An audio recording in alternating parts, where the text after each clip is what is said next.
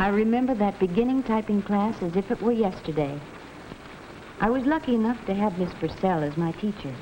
She taught us much more than typing. She was teaching us to get along in the business world, and typing was only a part of it. All right, class, stop typing, please. Before we go on with the next exercise, I'd like to make one of my little speeches. This is your first course in preparing for an office job. You're starting a new career. It can be fun, or it can be hard. It all depends on the way you look at things, your attitude. For instance, you'll be working in an office.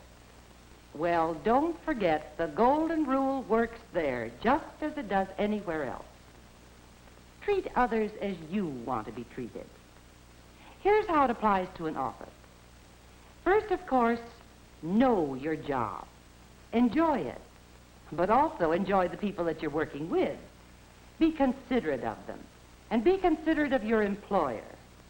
Remember those simple rules of office etiquette, and you'll get along in the business world.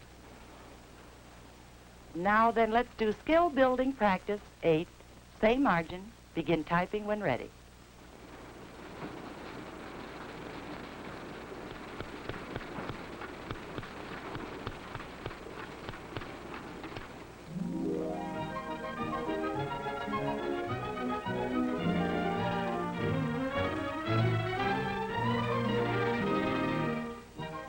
It wasn't till I got my first job that I really began to understand some of the things Miss Purcell told us.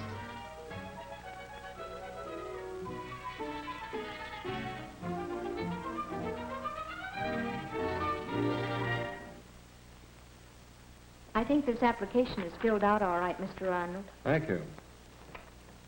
I see you're a student of Miss Purcell's. We've a number of her former students with us. Her recommendation means a great deal here. I enjoyed being in her classes. You did very well on your test. Can you start Monday morning? Monday morning? Oh, that would be wonderful, Mr. Arnold. We're a small organization, Miss Spencer. We find that getting along with people is pretty important. Do you think you can do that?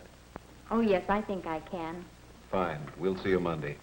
I believe your coat's in the outer office? Yes. And thank you. I was a little worried about that first job. I guess everybody is. But Miss Purcell's advice kept running through my head. First of all, know your work. Enjoy it. And also enjoy the people that you're working with. Be considerate of them. And be considerate of your employer. Remember those simple rules of office etiquette, and you'll get along in the business world. I planned to get there early that first day. I wore my good suit because it was plain and neat and seemed just right for an office.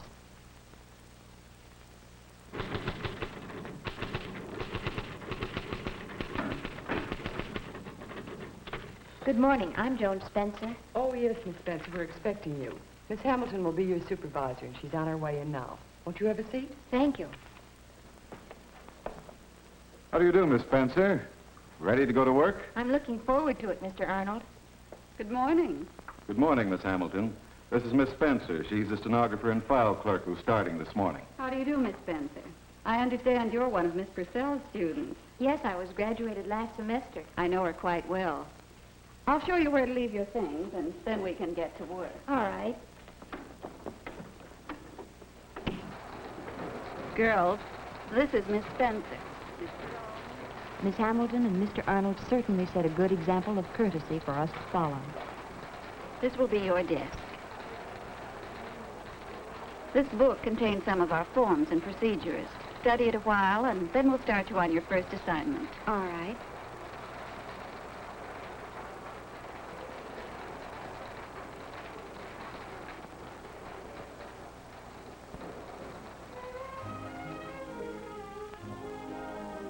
The girls took me to lunch that first day.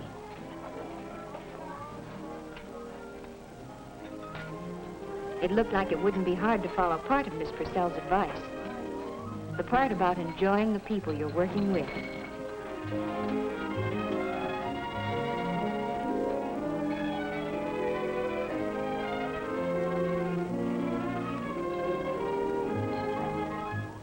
The part about know your work was a little harder.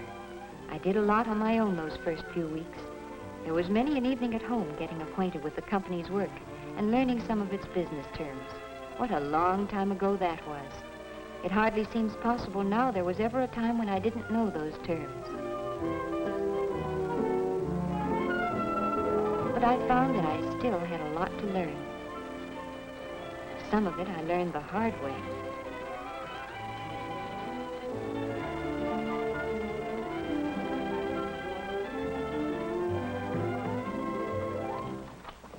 Thank you, Miss Spencer.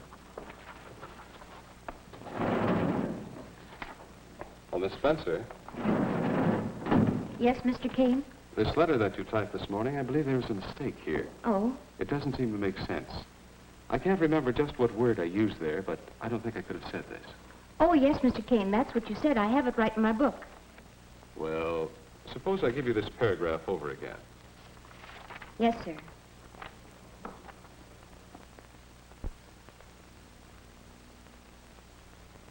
In view of our current production schedule, we think it will be necessary to curtail our order, number 3256. I had made a mistake, of course.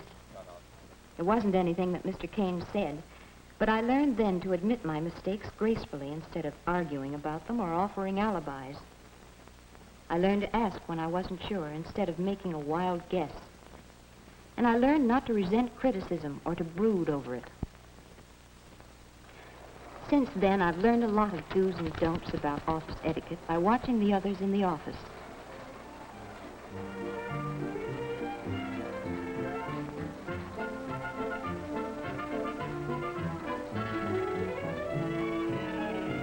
I learned that Miss Purcell's short sentence, "Be considerate of your employer," could cover a whole multitude of things.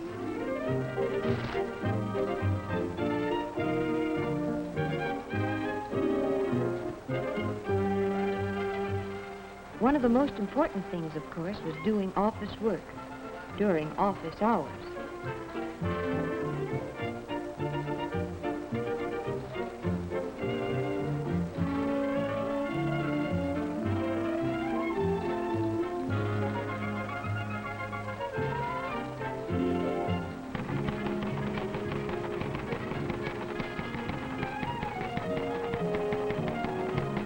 I found that writing personal letters didn't help to get the work done.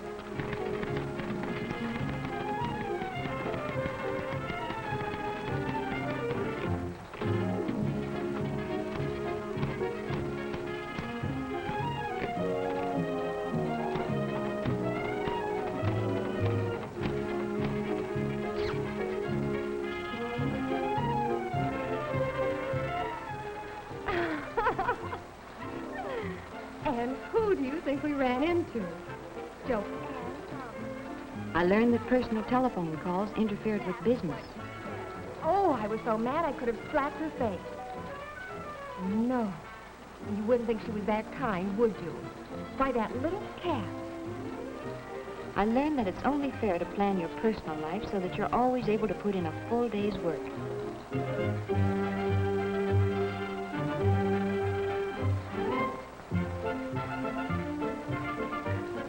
And that means working right up to the end of the day. And I learned that a date after work is no reason to break the rule about simple dress in the office. I learned, too, the importance of consideration for fellow workers. Thoughtlessness often makes for extra work in the office. And hard feelings. I learned to mind my own business, by watching some who didn't. Mr. Arnold wants to know if the insurance list is ready. It will be in a moment. Wait for it, won't you?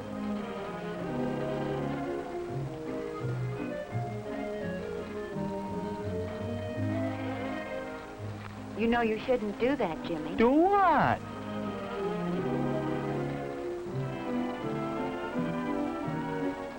But most of what I learned came from the people who really know their jobs. I learned the importance of neatness and organization in planning work.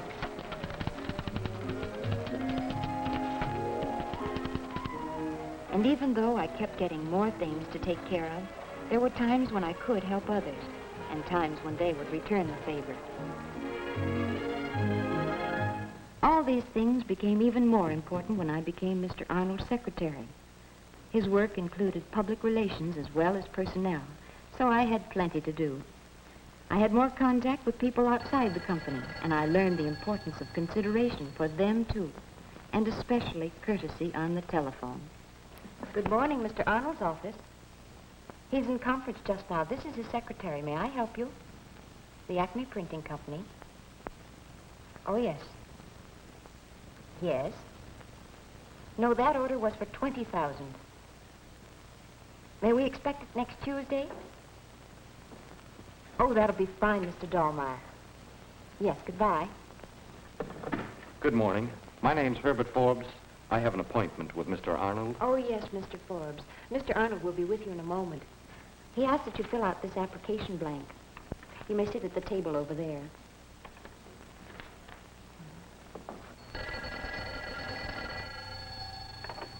Good morning, Mr. Arnold's office.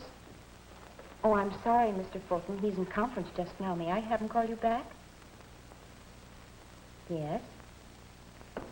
Oh, yes. Well, that's the story. As I look back on it now, it's surprising how often the things Miss Purcell talked about in class apply here in the office. You did very well on your test, Miss Collins, but I suppose that's only to be expected of one of Miss Purcell's students. Does she still make that little speech on office etiquette? Oh, yes. I know it by heart. First, of course, know your work. Enjoy it. But also enjoy the people you're working with.